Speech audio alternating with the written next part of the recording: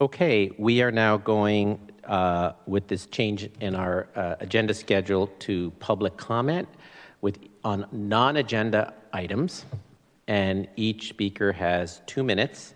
We will start with those who are in the board chambers, and if I can ask you to come and line up so it goes quicker, and one can be at each podium and leave the mic on so it's green for the next speaker. You can call, why don't you call the names that you have, and then again, folks could line up behind each podium for speaking. I have Therese Breen, Svetlana Hill, BOS, Irina, Desi, Laura, Veronica, and Corinne.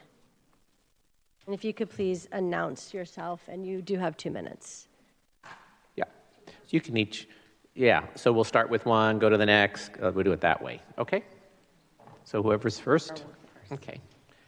And you can announce your name at the beginning so we have that. Thank you. Oh, I don't know if your mic's on, Bara. And leave the green light. And you can adjust the mic to whatever height works for you. Good. BOS up here, you can put a face to emails that I've been sending out.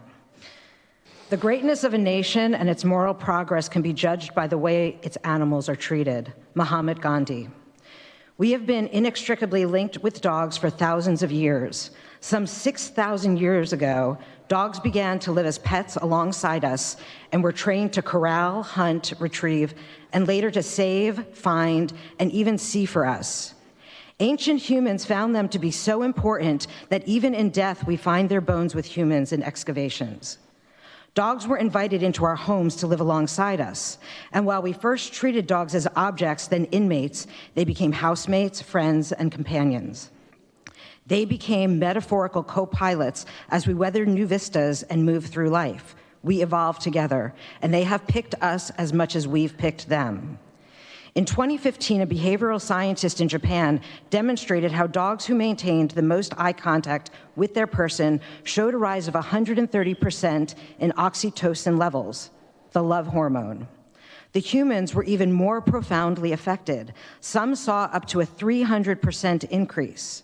There are many more corroborating scientific sources demonstrating our connection that I'd be happy to share with you.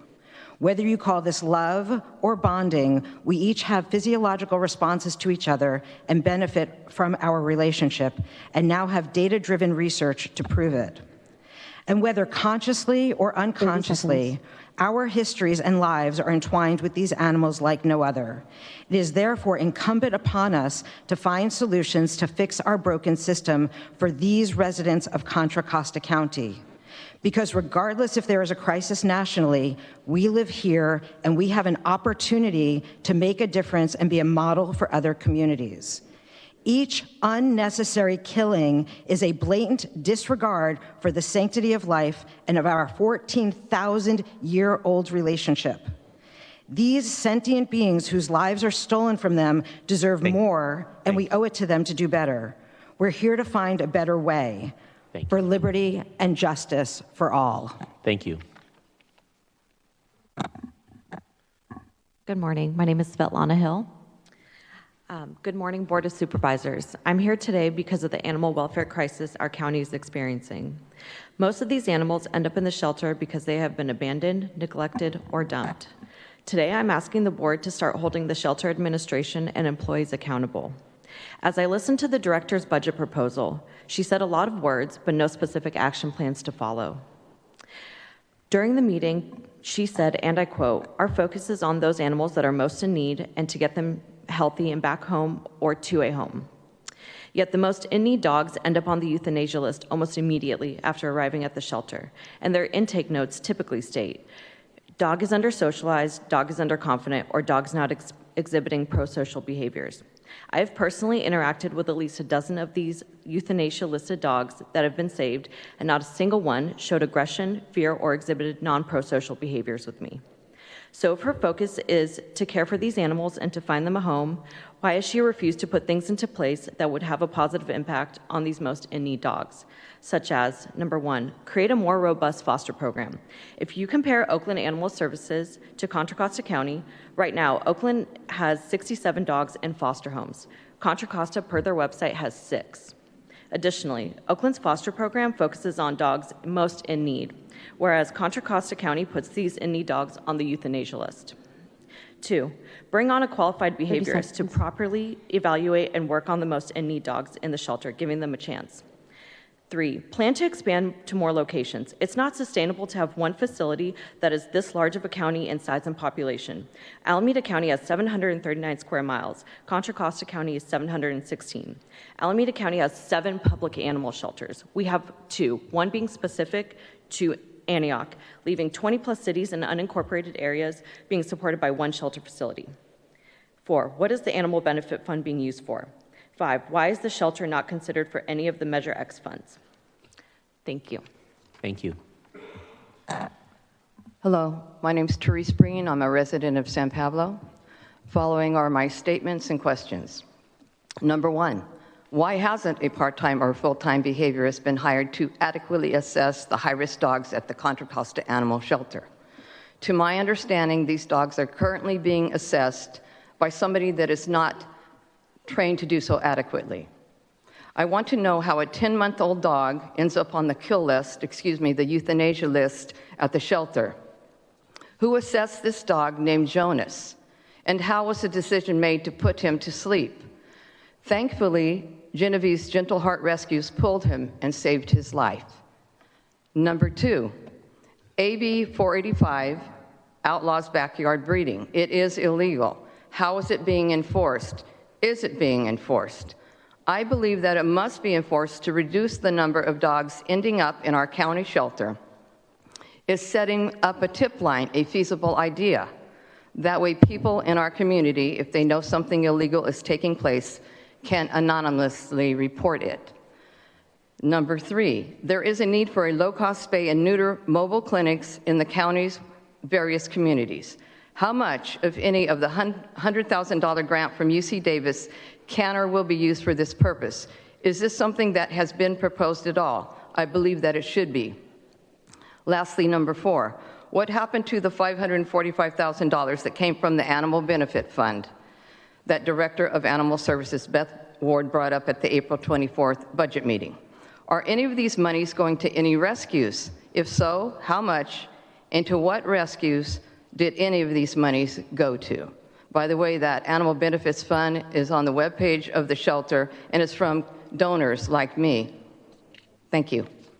Thank you. My name is Irina Ditlovskaya, and since January 17th, I sent 19 emails to Board of Supervisors and all City Council members of Contra Costa County regarding animal issues. I hope that at least some of my emails were read, and urgent actions to change the unacceptable situation is needed. It has to start today. There are 11 dogs on kill list for May 17th and 18th. They are all good adoptable dogs, even per Contra Costa County Animal Service records. I'm asking Board of Supervisors to initiate a freeze on killing dogs at Contra Costa County Animal Shelter starting today, and make animal services do their job. Use marketing tools other than kill list, advertise dogs, talk to community, find placements, foster adopters. It's very doable. There are no vision, no clear strategy at Contra Costa Animal Services. The tactic that is used is tactic of elimination. Situation in 8 years went from bad to worse. I call to removal or resignation of the current Contra Costa Animal Services leadership, Director Ward and Chief Veterinarian Dr. Mills. Public hearings of Contra Costa Animal Services has to be held, and the issue with the animal services has to be on the agenda of the board. Ad hoc committee to review and analyze work of Contra Costa Animal Services need to be established to do analysis findings and presented to Board of Supervisors and public. And also creation of permanent citizen advisory commission on animal services in our county is badly needed because animal welfare is seriously impacting welfare of all Contra Costa County residents. And this issue shouldn't and couldn't be ignored. Such committees exist in all other spheres. Thank you. Good morning. My name is Get closer to Corinne the mic Cooper. so we can hear you. Get by the mic so we can hear you. Is the green light on? Good, okay, good. Good morning. My name is Corinne Cooper. My concern is over the recent loss of 2 rescue partners and the importance of the relationship between rescue coordinator and rescue partners. How important? A little closer to the mic so people can hear. Yeah, just get closer to the mic. Sorry. Yeah, good. How important is it to have that relationship between rescue coordinator and rescue partners? Extremely important. When the facility is labeling 20 to 40 plus dogs each and every month as transfer preferred, in need, or rescue only, the email is sent out daily to 193 rescue partners consisting of 1 photo and a brief comment as to the dog's behavior upon intake. Is it fair to the dogs to evaluate their behavior and put a label of in need, transfer preferred on the day of their intake? It isn't. They need time to adjust to the new environment and new people. If CCAS had qualified staff to properly evaluate dogs like Matthew Daughters and Michelle Flemmer, and others have done for the Martina team, the transfer preferred list of dogs could be much smaller. 20 to 40 dogs going to rescue groups has inundated rescues, such as ours, that are unable to accept any new dogs. In my opinion, dogs labeled rescue only could be as low as 4 to 8 per month at most. In reviewing the list of 193 partners, 144 pulled no more than 5 dogs over a 4-year span. 49 of those rescues only pulled 1 dog in 4 years. We can only speculate why such low percentage of animals pulled.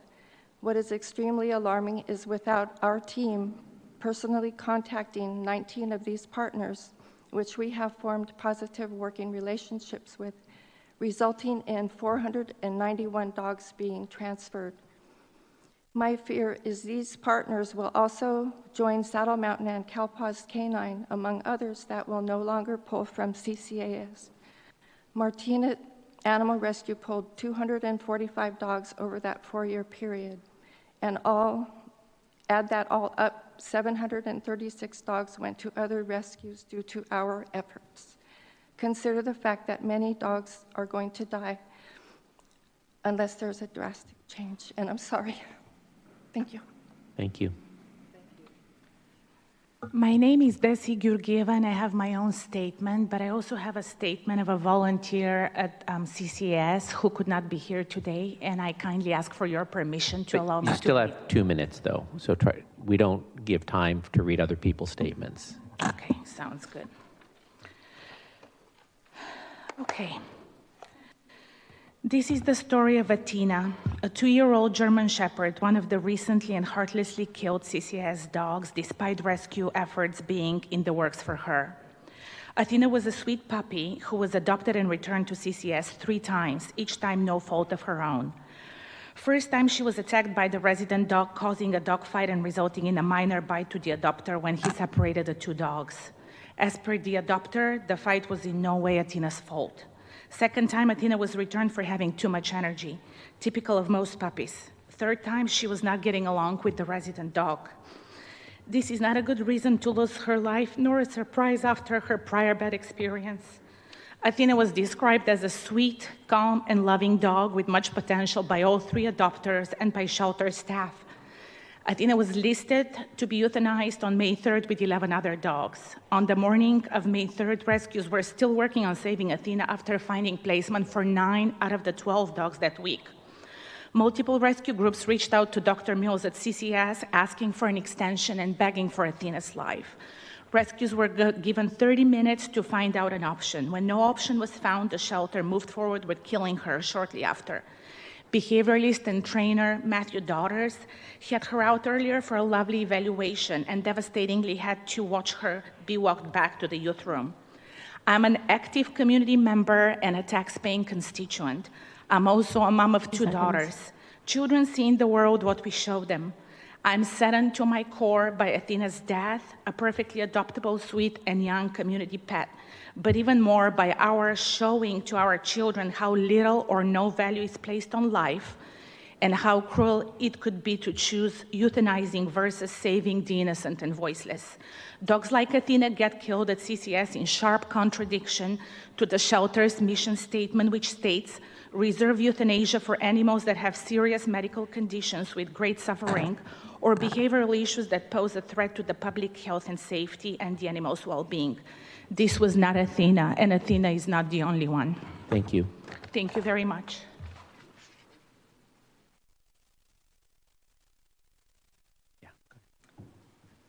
Hi, my name's Laura, and I'm here to talk about the staff issue over at CCAS.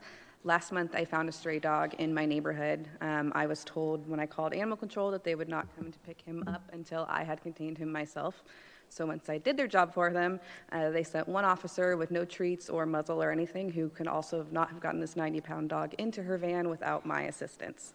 From there, I checked in on him daily along with 2 other neighbors that helped assist find him. He was on stray hold for 8 days. His owner on his chip had said it was the wrong phone number.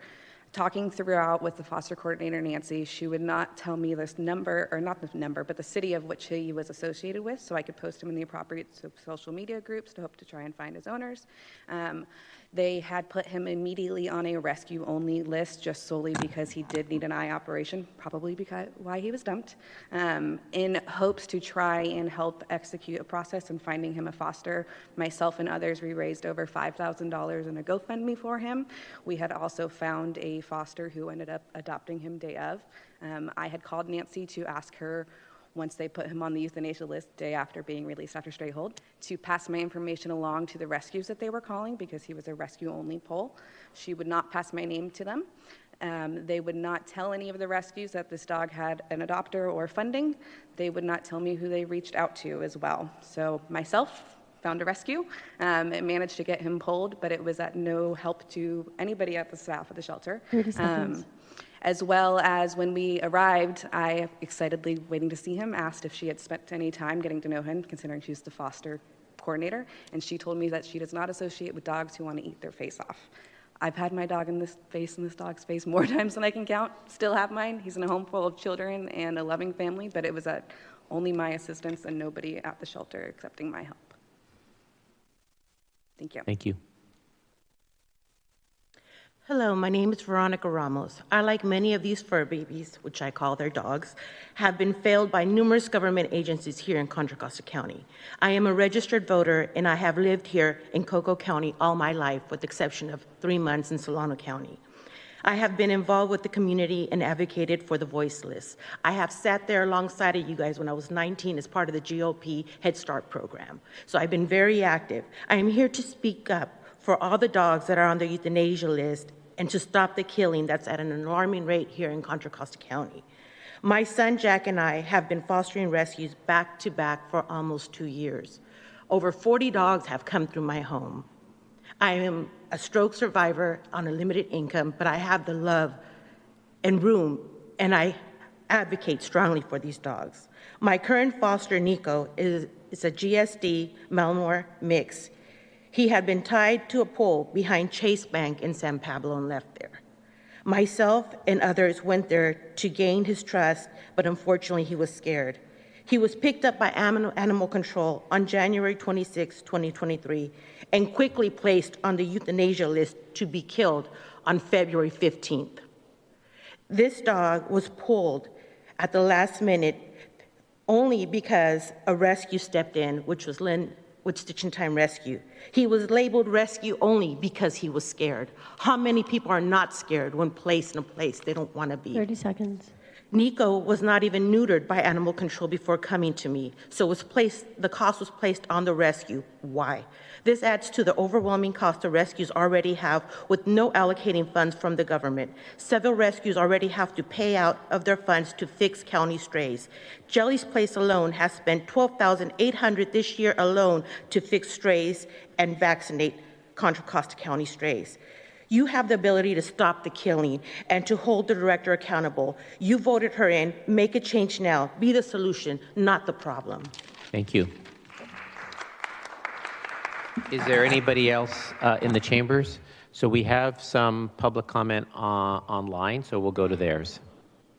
If there are any callers or Zoom participants who would like to speak under general public comment, which is for items that are not on today's agenda, please press #2 if you're on the phone or raise your hand in the Zoom app. Si hay alguien del público que quiera hacer comentarios sobre los comentarios generales, por favor, levante la mano si está en Zoom o presione el numeral 2 si está llamando por teléfono. We have comments. Caller, your line has been unmuted. Hi, my name is Lisa Kirk. I'm with the Contra Costa SPCA, and I know you've heard a lot of stories, and I think there's some ways we can collaborate on fixing some of the barriers and the issue at the shelters if nonprofit rescues and shelter management are actually brought together and sit down at the table. And I don't know if most of you Board of Supervisors are aware, but this has been created by UC Davis Court Shelter Medicine called Capacity for Care, which means you leave all the cats and kittens outside unaltered and unvaccinated, and that you shorten the length of stay for dogs. And now we see how that's affecting large breed dogs. I just was at Animal Services today bringing cats in for TNR and asked if you had any spay and neuter appointments available for the public for own pets. I was told no, there's now a waiting list. I'm getting calls daily on assistance to spay and neuter dogs, and we don't have the resources, mainly the vets.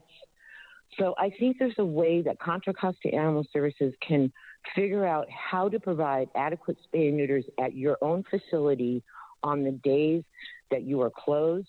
You were denied $1 million grant by Governor Newsom for spay and neuters that could have been used to hire a vet and vet techs, because the only way we're going to get out of this is through spay and neuters. 30 we seconds. Can't adopt, kill, and rescue our way out of this. Thank you.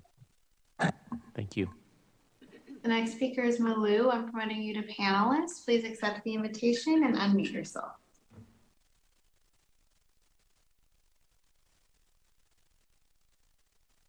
Sorry, that took a moment. Thank you. Good morning, everyone. I'm just going to tell you, there isn't enough time for me to tell you all the issues that are going on with this shelter. I've been talking to a lot of people. Our county is currently experiencing an animal crisis that needs your immediate attention. The current shelter director is slating approximately 600 adoptable dogs per year to be killed by euthanasia, meanwhile claiming they have behavioral problems. For several years, rescues have taken almost all of these dogs, and most have either been adopted or they are in foster homes or boarding while adopters are sought. They have proven to be wonderful animals deserving of life in a good home. Yet the shelter is very difficult to deal with and does not have much spay and neuter available. Many rescues can't pull a dog from the shelter if they're not fixed due to the costs and logistics. There's so many issues with the lack of spay and neuter. It also affects how many animals get dumped because owners can't afford the costs. There are current populations of cats and dogs. What Lisa Kirk didn't tell you is she traps 600 cats a year. She's one of many dozens of cat trappers. She fortunately has some funding from SPCA, but if we didn't have that one individual in our community, and this is no exaggeration, I'll get my calculator out for you, we would have over 14 billion with a B more cats in our community if not for Lisa Kirk. And there are dozens of people doing what she's doing. There are a lot of complaints about the shelter. Ward is out of the shelter more than she's there. Thank you. She has an inability to raise funds, but hasn't hired a grant writer. There are a lot of staff-related complaints, especially regarding Nancy Reed, the transfer partner, and Dr. Mills, who is commonly referred to in the community as Dr. Kills. There's a lack of advertising of available animals on their own website. They say they have over 100 animals, yet when you look on their site, there's only 41 listed and then 8 are transfer preferred. Where are the other 60 plus? There's Caller, your line has been unmuted. Thank you. The challenge that all of you, Joe Biden and Gavin Newsom, are confronting is a failing financial system. The ability to print money out of nothing is ending. The ability to finance projects at zero interest rates is ending. The collapse of California's revenues and the world's increasing rejection of the US dollar tells me that there may only be months, perhaps weeks, before a financial crisis confronts us all. This morning, I was reminded of Silicon Valley Bank CEO getting a $3.5 million bonus as the bank was collapsing. In a collapse, we all know that some people do much better than others. So, Supervisor Joya, if affordable rent is $700 or $1,000 per month, and with a cost of over $5,000 per month per unit, a $4,000 subsidy for 33 units is $132,000 per month. There may be other interests in the county that might question whether that is a valuable and valid subsidy, or perhaps it's inflated. Perhaps it's similar to the failed bank executive's bonus. You know, taking a hard look at these costs that you guys are putting on the taxpayer is something that you're going to have to get much better at. You're not going to be able to fund your NGOs with such liberal handouts of public, whether it's federal, state money. I mean, what, last week, didn't Gavin Newsom say he was withholding $1 billion of public housing money? And so you guys started a new commission to kowtow to him for public housing? Thank you very much. The next speaker is Yao Min. I'm promoting you to panelist. Please accept the invitation and unmute yourself.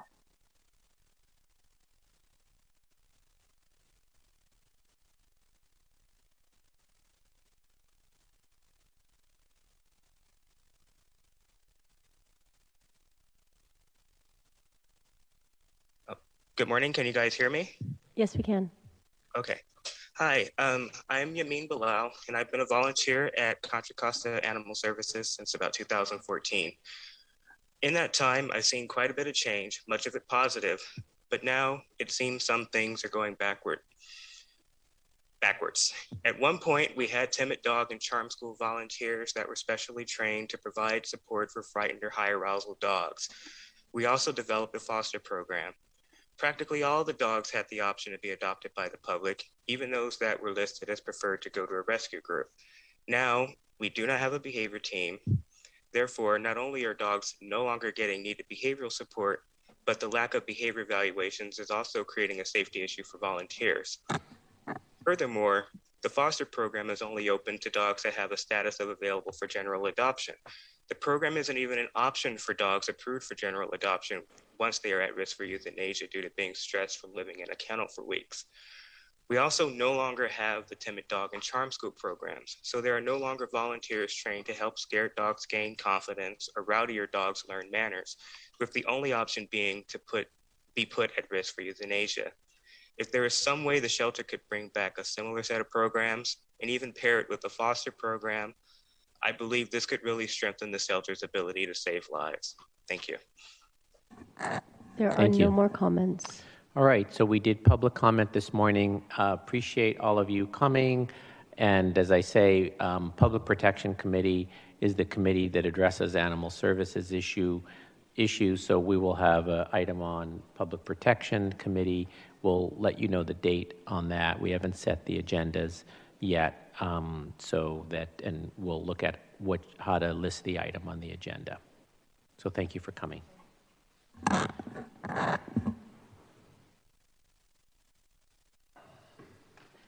I see a hand just went up, and if that's public comment, we'll take it, then end it, and then the rest will be in the afternoon. Caller, your line has been unmuted.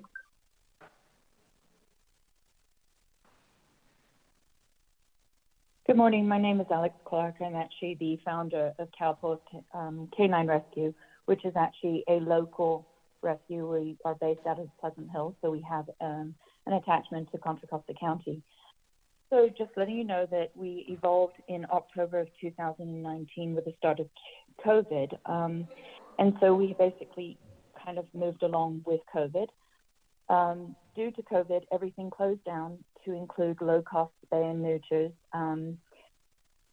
And with that, we started to see more dogs appearing in the shelters, more puppies, more need for rescue to come in and help. And with all of that, expenses have gone up. So a spay before COVID used to cost us $110, and a neuter was $90. So now we're at a place where $325 for a spay, and also a neuter is $275. We no longer are able to get any of these resources through Contra Costa County, including through CCAS. So we go elsewhere. We drive anywhere between an hour to 3 hours in order to get any kind of medical cases taken care of. With that said, we brought Regina. We recently brought Regina, a dog that was with CCAS, into the rescue.